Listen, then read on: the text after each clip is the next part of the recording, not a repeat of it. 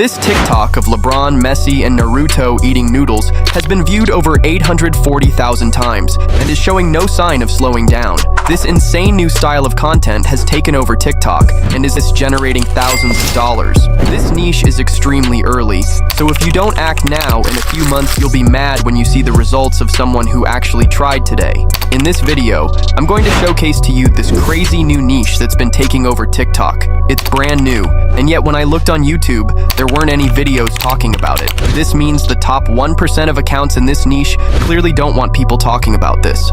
Unfortunately for them, I'm here to help you out and show you exactly how to create these videos for yourself. So to summarize the niche, it's basically everyone's favorite sports players and pop culture characters doing random activities such as eating noodles. Let's get to work.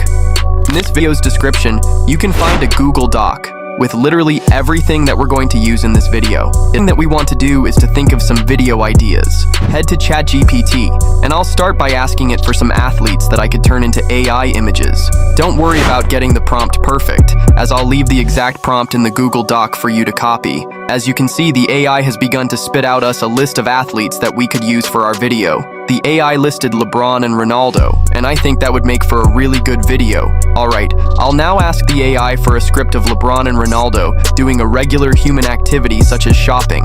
Real quick guys, if you need accounts in the creativity program regions, then you can find a link in the Google Doc. As you can see, the AI has left us with a script that we can go ahead and use for our video. It's about LeBron and Ronaldo going to the shop, and I think this will look crazy when we eventually turn it into AI.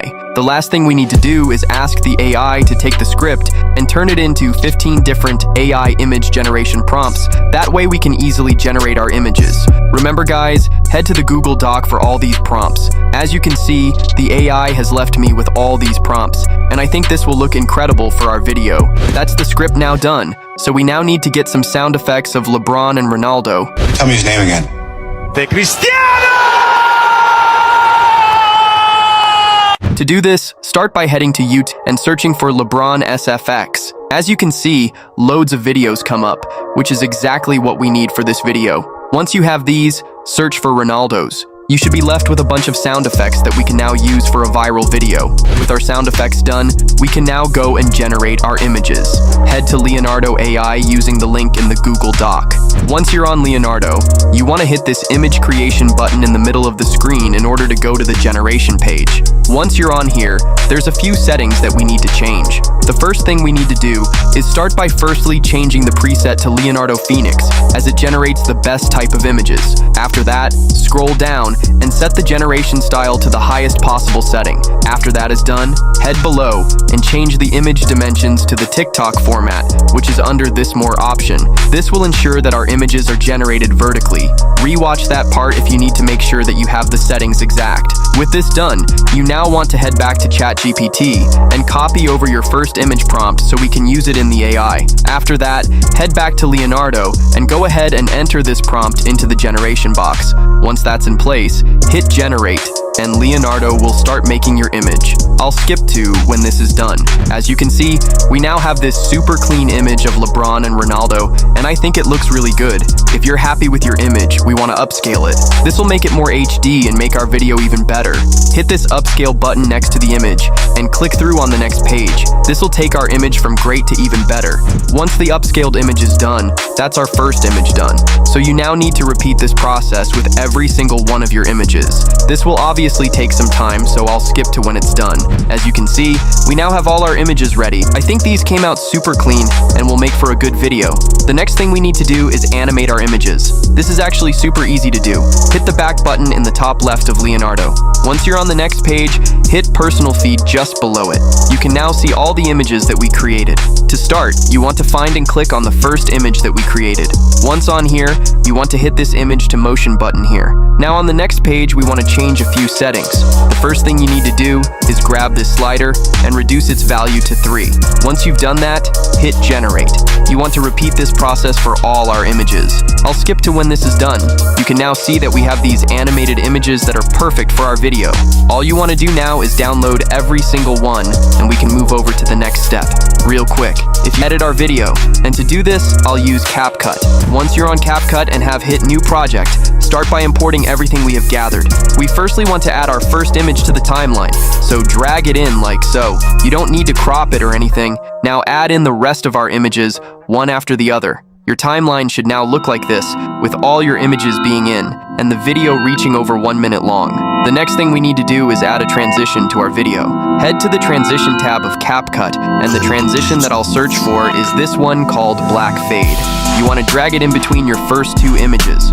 Once it's in place, you want to lower the duration to around 0.3 seconds. Finally, once that's done, hit this Apply to All button to add transitions between ever scene.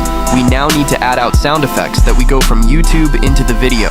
Now it doesn't really matter where you put them, just be creative and make sure that they somewhat match with what's going on in our video. Don't be afraid to use the sound effects more than once for our video. I'll now add some effects to our video. Head to the Effects tab, and there's one that I really like called Black Fade. It gives off this camera effect and will look really good for our video.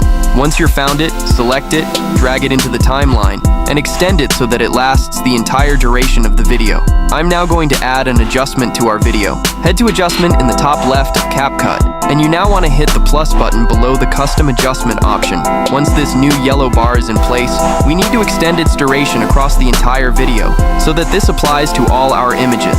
Now head to the top right, and the first thing we need to select is this Color Wheel tab. Scroll down until you find the option for Tint. Slide this to the left to give your video this blue/purple tint. With that done, head back to basic, and you now want to scroll all the way to the bottom. Once here, you want to adjust the vignette to 20 to darken the corners of our video. Our video is done now, so export it. Here's the finished result.